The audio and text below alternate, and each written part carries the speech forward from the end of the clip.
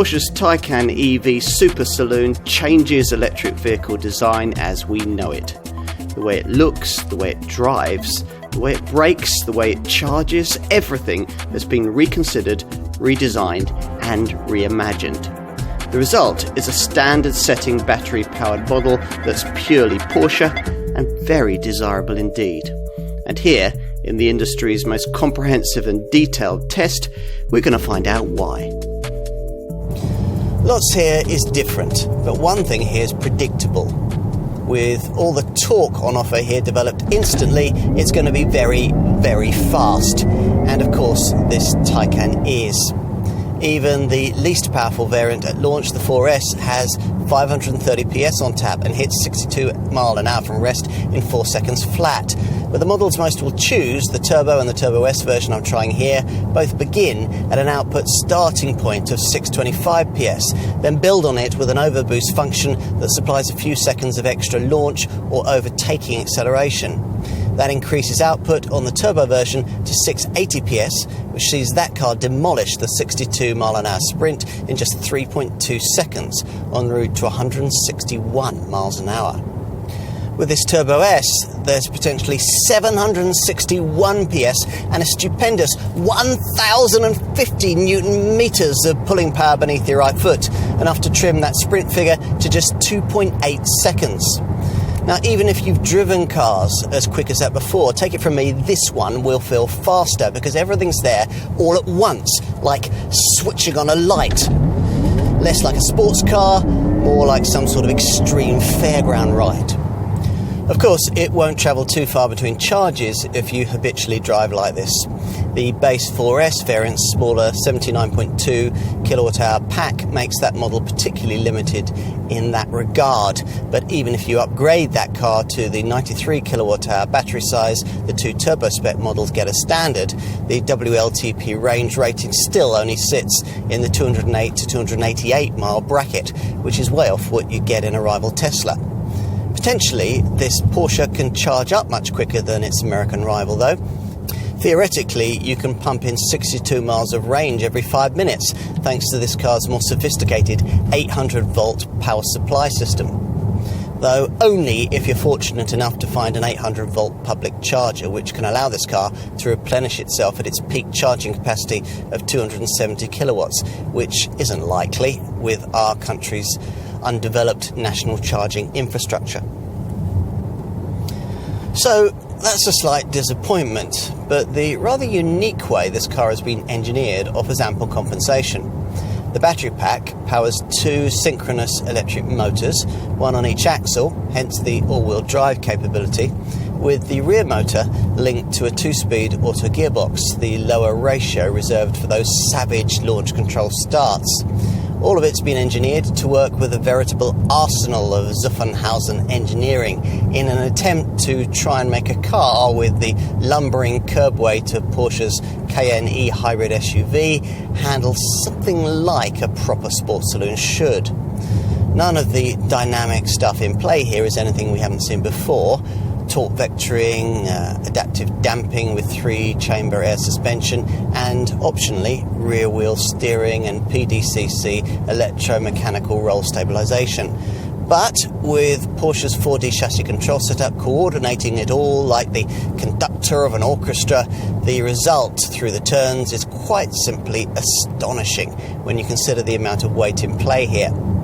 There are drive modes, of course, normal for the everyday, range if you've an eye on depleting battery capacity, or sport, or if you've gone for the Sport Chrono Pack, Sport Plus for when you're pushing on. And the steering, brakes and ride quality are all brilliant, almost 911-like. No other EV drives like this. The soul of a sports car? That about covers it. So, a Porsche like no other before it, but very definitely a Porsche.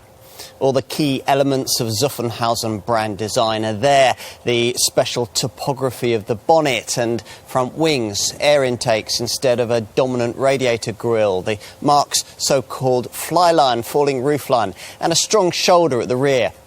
These are elements that characterise every Porsche, but have, says design chief Michael Mauer, been subtly evolved in this one. You might have been expecting it to be an SUV. Every other competing brand took that route in creating its first luxury full electric vehicle. Not only because crossovers are trendy, but because their high stance disguises the ungainly need to place the passenger compartment on top of a huge battery pack, which would look odd in, say, a large luxury sports saloon, which was what Porsche decided to create here. A car that, amongst EVs, is absolutely unique in its proportions. An emotionally charged performance sedan that sits just 1,380 millimetres high, yet is almost 2 metres wide.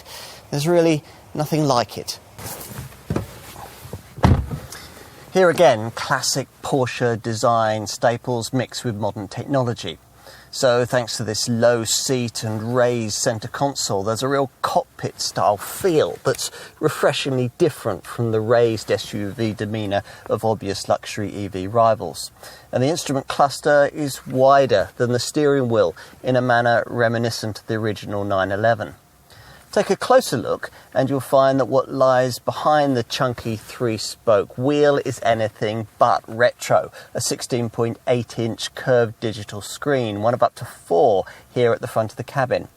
There's a lower 8.4-inch touchpad on the centre console, just below a 10.9-inch PCM Porsche Communication Management Central Infotainment Monitor, which can be optionally extended with a further supplementary display here for the front seat passenger.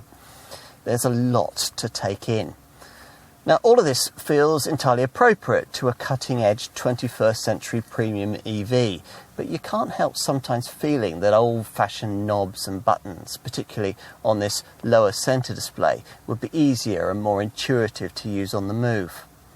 There are other curiosities too, this rather hidden knurled gear shifter, plus you're not offered any sort of handbrake button, and there are no mechanically operated louvers for the air vents either. You'll have to activate them via this lower screen.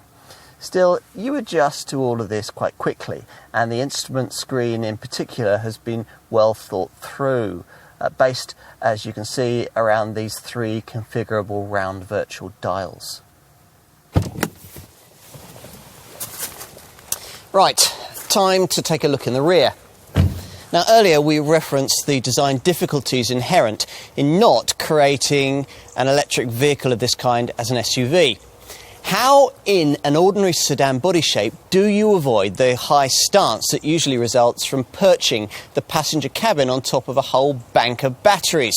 The kind of stance this Taycan just doesn't have. How have the designers managed it?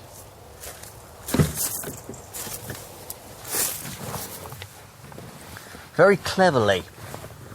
The rear footwells here might look conventional, but they're actually hollowed out sections of the floor plan. Porsche calls them foot garages that allow your feet to be positioned at the same lower height as the battery pack, rather than being placed on top of it. No other EV design team has previously thought of doing this. For a GT-style sports saloon, headroom is actually pretty good, and surprisingly, it actually improves by a few inches if you opt for the extra-cost panoramic glass roof. This centre tunnel is particularly high, another reason why you might not want that centre seat, but it does at least give this 2-seat layout a cocooned, sports car-like feel. Right, let's finish with a look at boot space, starting not at the boot, but here at the front. Yes, like a 911, you get a little storage space beneath the bonnet, and it is little, just 84 litres in capacity. So anything of any size will have to be stored in the rear cargo area, accessed via this power-operated boot lid, which rises to reveal a 366-litre space. That's 37 litres less than you get in Porsche's Panamera 4e hybrid model, though in this case you'll probably find it's quite substantially accounted for by this charging lead case. The conventional rear seating arrangement only leaves you with this 60-40 seatback split. If, like us, you'd begun to imagine that the golden age of the motor car was well behind us, there's cause for hope here. and even for an argument that a really well-engineered EV can restore to enthusiasts some of the driving involvement and excitement that's been lost in recent decades as powerful petrol engines have become sanitised by turbochargers, particulate filters and camera-driven technology.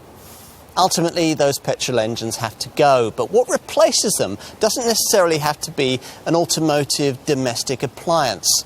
The Taycan proves that. It is, exactly as its brand promised, a true Porsche for the age of electromobility. And for the right kind of customer, will be desired, loved and coveted like no other. It is quite simply an astonishing achievement.